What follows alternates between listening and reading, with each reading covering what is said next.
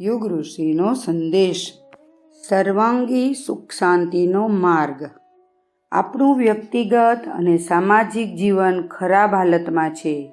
તેમાં અનેક દોષો ઘૂસી ગયા છે. તેને સુધારવા અને સંભાળવા માટે આપણે વધારેમાં વધારે શક્તિ ખર્ચવી જોઈએ.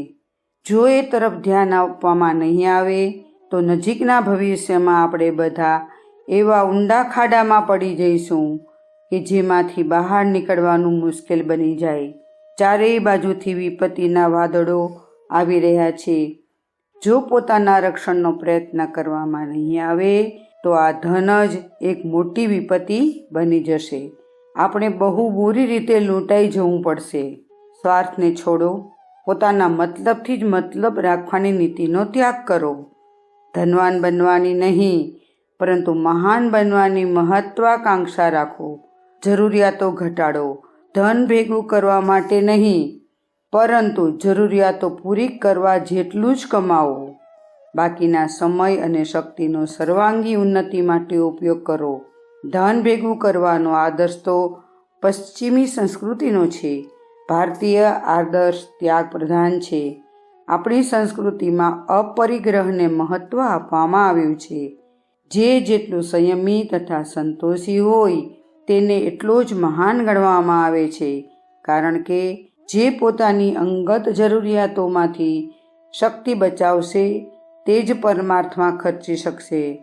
હું માનું છું કે જીવનના વિકાસ માટે માણસ પાસે પૂરતી સાધન સામગ્રી હોવી જોઈએ, પરંતુ તે તો યોગ્યતા અને શક્તિની વૃદ્ધિની સાથે જ પ્રાપ્ત થાય છે.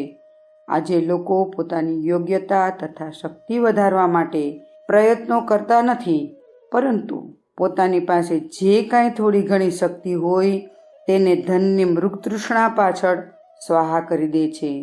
થોડી શક્તિથી વધારે ધન કમાવવું અશક્ય છે. એવા લોકો બેઈમાની કરીને જ વધારે ધન કમાઈ શકે છે. આવો માનવ જીવનનો સાચો આનંદ લેવાની દિશામાં આગળ વધો. ધન લાલસાના સંકુચિત વર્તુળમાંથી બહાર નીકળો. પોતાની જરૂરિયાતોને ઓછી કરો અને જે શક્તિ વધે તેનાથી શારીરિક, આત્મિક અને સામાજિક સંપત્તિ વધારવા માટે પ્રયત્ન કરો. તેના દ્વારા જ સર્વાંગી સુખ શાંતિનો લાભ મળશે.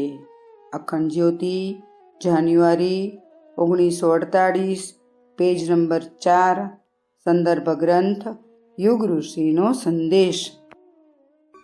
શાંતિકુંજ વિડિયો ગુજરાતી યુટ્યુબ ચેનલને સબસ્ક્રાઈબ કરો તથા બાકીના વિડિયોઝનો લાભ લેવા માટે બેલ આઇકન જરૂર દબાવો. ધન્યવાદ.